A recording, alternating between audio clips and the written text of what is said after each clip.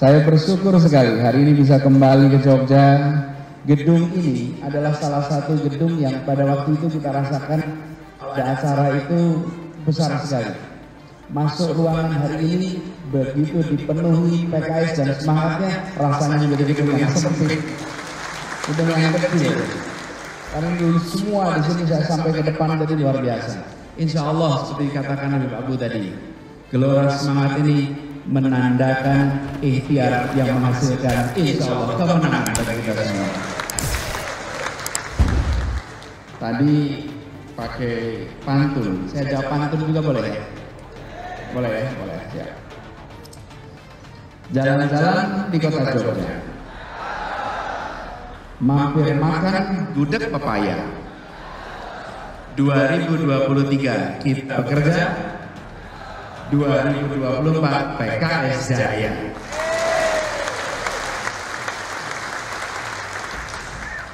Lagi ya, boleh ya? Boleh. Jalan-jalan di sekitar Sleman, pulangnya lewat Jalan Kaliurang. Bersama dengan Koalisi Perubahan, insya Allah kita akan menang. Insya Allah. Alhamdulillah, semangat yang sangat terasa ini Allah menggambarkan, mewakili apa yang sudah diikhtiarkan selama beberapa tahun belakangan ini, bahwa PKS mengambil sikap sebagai champion, sebagai contoh di dalam proses demokrasi.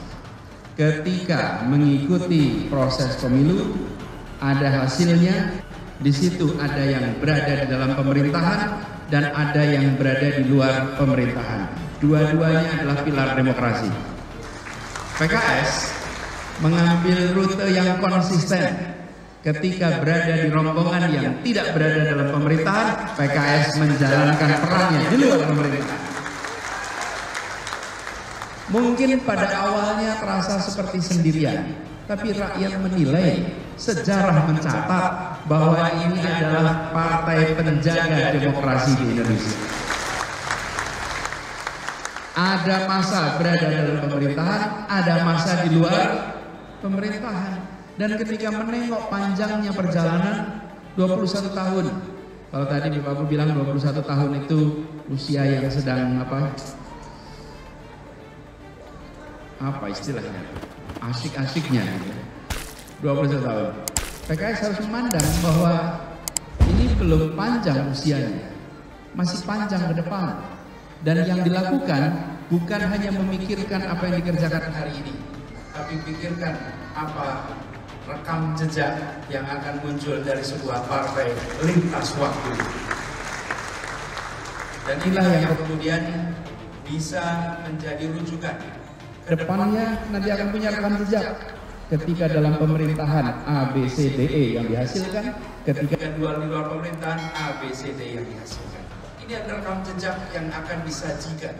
Kadang-kadang banyak dari kita yang tidak berpikir tentang rekam jejak jangka panjang. Karena itu 21 tahun perjalanan PKS adalah 21 tahun menjadi bekal ke depan dengan rekam jejak yang luar biasa. Tepuk tangan untuk PKS. Bahkan 2 pekan lalu ada acara dengan buruh di peringatan Hari Buruh di kantor DPP PKS. Dan di situ para aktivis-aktivis buruh berjejer menceritakan sikap dan konsistensi perjuangan untuk menghadirkan keadilan bagi para buruh-buruh yang ada selama ini. Itu adalah contoh bagaimana kita memiliki rekam jejak yang nantinya akan terus dicatat. Saya sering berkomentar begini, memikirkan apa yang ditulis orang hari ini itu baik-baik saja. Tapi memikirkan apa yang ditulis sejarawan di masa depan itu jauh lebih baik lagi. Karena nanti mereka semua akan menulis dengan data yang lengkap. Tepuk tangan hari ini, tepuk tangan yang diraih karena langkah-langkah hari ini itu baik. Tapi apresiasi yang muncul lintas waktu itu menjadi kenyataan yang tidak bisa diubah. Dan itulah rekam jejak yang akan terus dibawa. Jadi selamat milad buat PKS. Yang kedua, ini sekaligus halal bihalal. Jadi tadi katanya paketnya paket hemat ya Pak Fikri. Semua jadi satu, pahit. Ini namanya gini, kalau paket hemat itu modal bismillah, hasil alhamdulillah. Modal bismillah, hasilnya alhamdulillah. Nah, kalau kita lihat dengan suasana kemarin, Ramadan kemarin saya dapat kesempatan untuk berkeliling di wilayah Jati Jaya ini. Berkeliling, saya menjalani tirakat, mendengar, bukan berbicara, mendengar. Bertemu dengan petani, bertemu dengan peternak, bertemu dengan penjaga warung, bertemu dengan yang punya toko baju, bertemu dengan macam-macam. Dari mulai ketemu dengan para alim ulama sampai tokoh-tokoh kebudayaan, semua. Dan semuanya senyap. Bukan sebagai sebuah kegiatan kampanye, tapi sebuah kegiatan mendengar, menyerap. Dan dari perjalanan itu, selama kalau tidak salah 14 hari, ada 26 kabupaten kota yang kami kunjungi selama 14 hari. Lebih dari 120 pertemuan dengan berbagai macam masyarakat, tokoh-tokoh masyarakat. Apa yang saya temukan dalam percakapan-percakapan itu, saya menemukan bahwa di Jati Jaya ini potensi untuk kita menang amat besar, jauh lebih besar daripada yang diprediksi banyak orang. Banyak yang menggambarkan Jati Jaya ini punya latar belakang A, B, C, D, F, G, punya sejarah A, B, C, D, F, G, sehingga memberikan perasaan kepada semua, ini sebuah wilayah yang mungkin tandus. Saya boleh sampaikan di sini, tempat ini subur dan tempat ini siap untuk ditanami semangat bagi kemenangan. Disebut tandus itu apa? Bila kita menanamkan ide, menanamkan pesan, susah tumbuhnya, susah nyebarnya, itu tandus. Dan banyak yang mengabarkan tandus-tandus. Jangan kita merasa bahwa persepsi yang diciptakan adalah kenyataan yang di lapangan. Belum tentu. Persepsinya belum tentu membawa kenyataan. Lihat kenyataan. Dan saya berbicara dengan para anggota legislatif di sini yang sudah senyatanya menang pemilu, memiliki kursi, tahu persis. Jadi tempat ini tempat yang subur, tinggal kita harus siap untuk mengerjakannya dengan cara yang benar, dengan cara yang baik. Insya Allah ide gagasan kita bisa tumbuh berkembang di tempat ini. Dan kita mengapresiasi sekali tema ulang tahun kali ini, yaitu perubahan untuk persatuan, sebagaimana nama koalisinya. Mengapa pesan ini harus digaungkan tentang persatuan ini?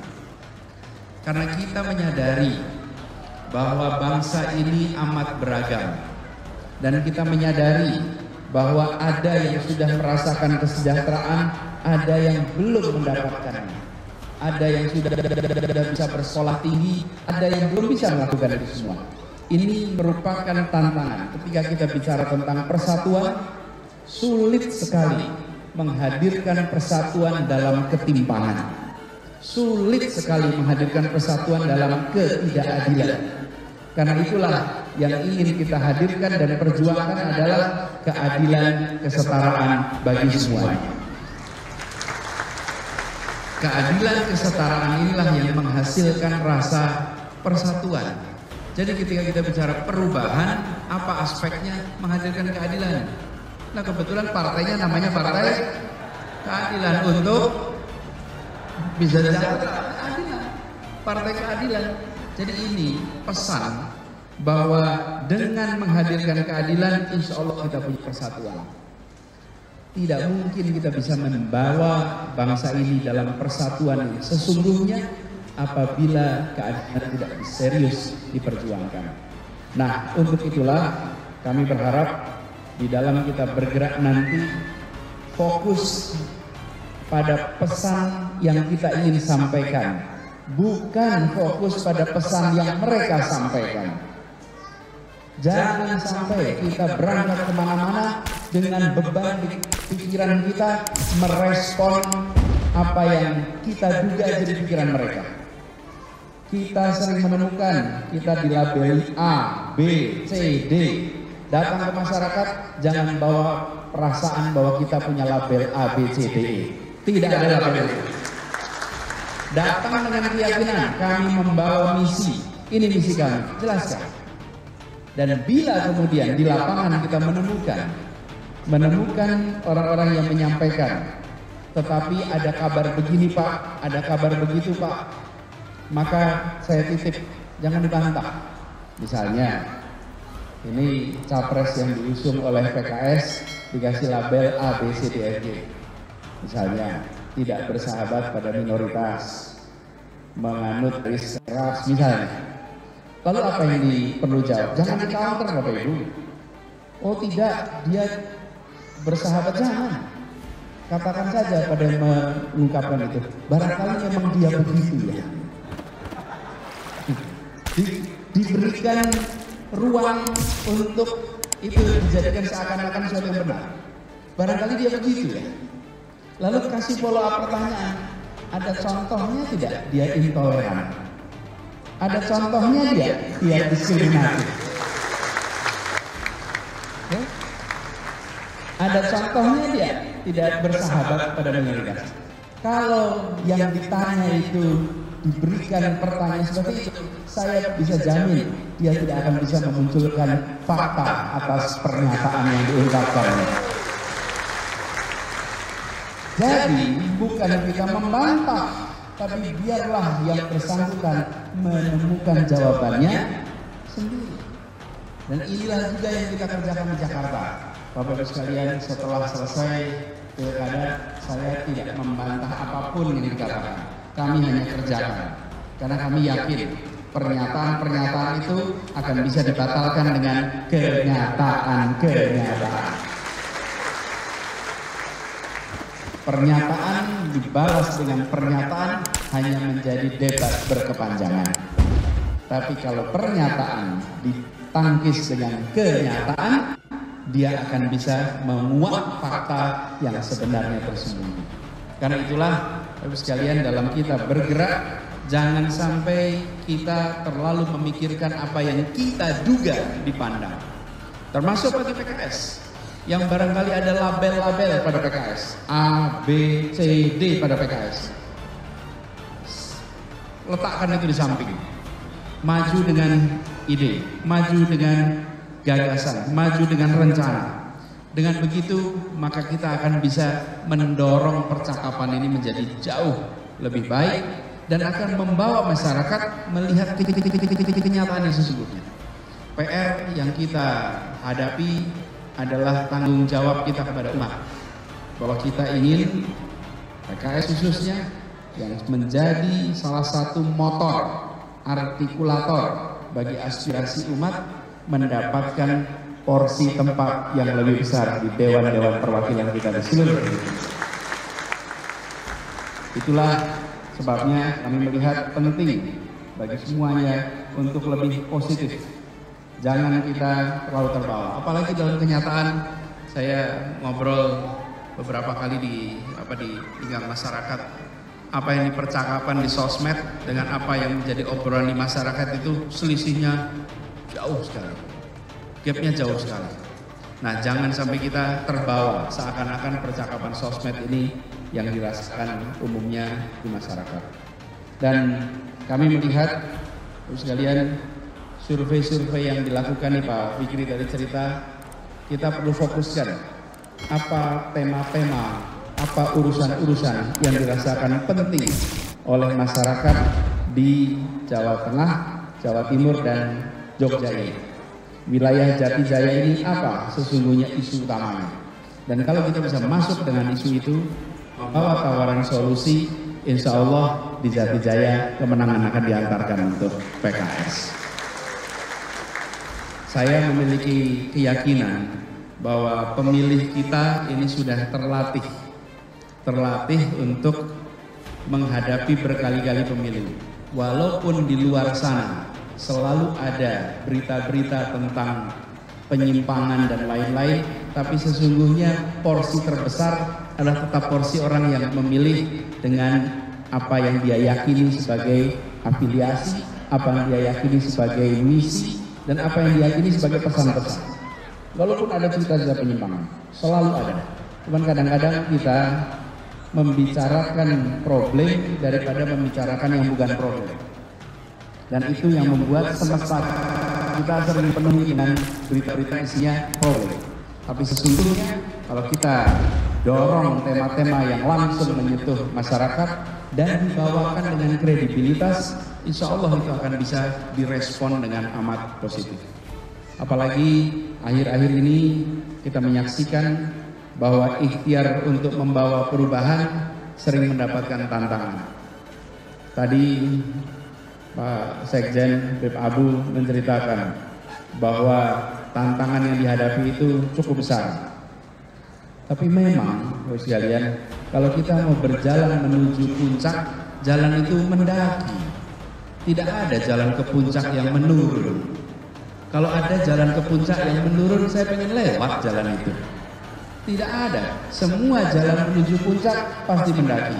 Kalau kita jalan lalu landai, berarti kita tahu ini tidak menuju puncak. Pada saat kita jalan dronjong malah turun ke bawah, berarti ini tidak menuju puncak. Tapi ketika kita jalan terasa mendaki, terasa berat, maka tahulah kita bahwa kita sedang menuju ke puncak-puncak baru perjuangan ini. Ini kita jalan di puncak, dan inilah yang terjadi. Ini pengalaman saya juga dulu ketika di Jogja. Kalau naik ke Kaliurang itu bagi yang di luar Jogja, sisi utara Jogja ini ada Kaliurang. Nanti dari sana bisa, sebenarnya bukan Kaliurang yang Bebeng namanya. Nanti naik ke atas Merapi. Itu kalau kita berangkat biasanya sekitar jam 9, jam 8 sampai ke puncak. Itu kalau perjalanan gelap, nggak bisa lihat dengan jelas, sederhana saja. Bila rutenya sudah mulai landai, berarti kita nggak kemana-mana.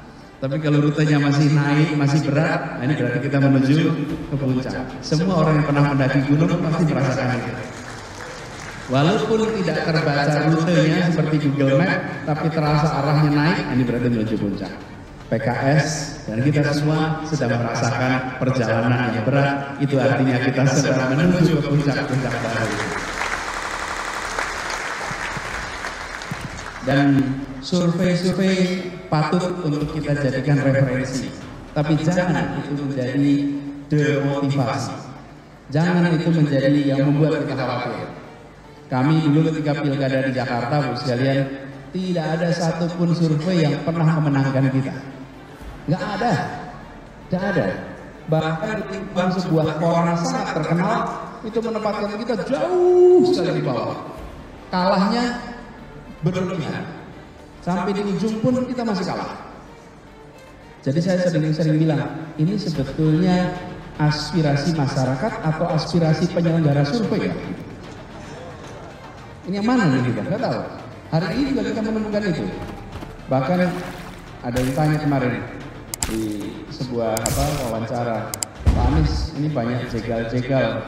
Gimana komentarnya? Saya komentari gini, mungkin yang menjegal-jegal itu sedang mengatakan bahwa survei aslinya tidak seperti itu. Loh, iya. Karena kalau di survei nomor 3 buat apa dijegal? Nomor 3. Kalau surveinya nomor 3 tapi tetap menjegal, mungkin dia punya survei yang sesungguhnya yang kita tidak tahu. Ini logika sederhana saja. Kalau dia percaya ya usah dijegal, tungguin aja. Jadi kalau sekarang Nasdem, Demokrat, PKS di surveinya kelihatannya angkanya rendah, tapi tekanannya kuat terus, sesungguhnya ada survei lain yang angkanya lebih tinggi. Tapi itu dinamika yang membuat kita bisa melihat. Kami perhatikan, gunakan ini untuk feedback, terutama pada substansi. Bukan semata-mata feedback pada angkanya, tapi substansinya. Tema apa yang kunci, urusan apa yang penting. Dan kita merasakan masyarakat kita ini begitu bicara tentang perubahan, maka nomor 1 dia bicara tentang lapangan kerja, biaya hidup, pendidikan, kesehatan. Inilah yang paling dasar. Yang selalu dimanapun kita tanya, ini yang menjadi isu yang paling utama. Kita masuk ke tema-tema itu, kita bawa itu. Lalu keadilan. Dan kita bicara keadilan, kesetaraan di mata di depan hukum, sesuatu yang sekarang menjadi PR luar biasa. kita ingin agar hukum ditegakkan, sambil kita juga ingin bahwa hukum tidak ditegakkan hanya untuk sebagian dan sebagian yang lain dibiarkan melenggang begitu saja. Jadi tidak boleh kita tebang pilih kira-kira begitu. Harapannya ini kita jaga terus ke depan. Bapak Ibu sekalian yang saya hormati, para pimpinan PKS Jatijaya, para pimpinan di setiap provinsi, kabupaten, kota, izinkan saya mengucapkan selamat. Insya Allah pengalaman yang kemarin dimiliki selama bertugas menjadi bekal, dan bagi para calon yang baru pertama kali maju, insya Allah BIMTEK ini membawakan bekal yang baik untuk nanti berkompetisi di lapangan. Kita yakin apabila sudah kita niati, insya Allah Allah bukakan jalannya. Fa idza azamta fatawakkal 'ala Allah. Dan kita yakin bahwa pertolongan itu akan datang. Dan kita melihat betul ruang perubahan itu cukup besar. Manfaatkan, dan dari Jogja kita berkumpul, kita kirimkan pesan perubahan untuk Jawa Tengah, untuk Jawa Timur, dan untuk DKI. Terima kasih. Assalamualaikum warahmatullahi wabarakatuh.